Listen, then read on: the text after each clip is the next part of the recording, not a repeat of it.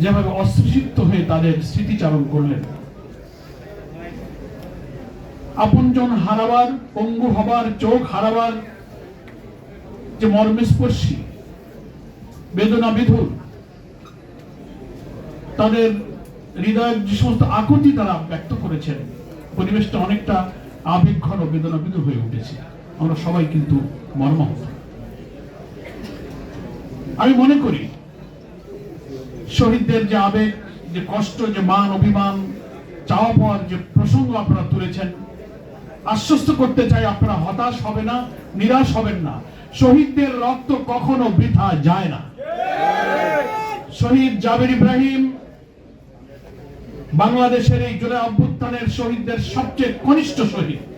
6 বছরের শিশুর মা মাননীয় সংসদ সদস্য রোকেয়া বেগম যখন পার্লামেন্ট এবং বাইরে শহীদ জাবেরের শিশুর দেহের রক্ত শূন্য হওয়ার গল্প বলেন,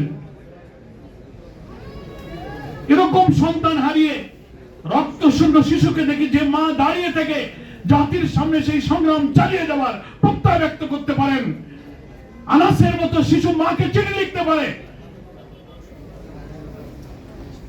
যে আমি মা চলে যাচ্ছি যুদ্ধে, আমি যদি আর না ফিরে আসি দুঃখ পাবেন না, আপনারা গর্ব করবেন।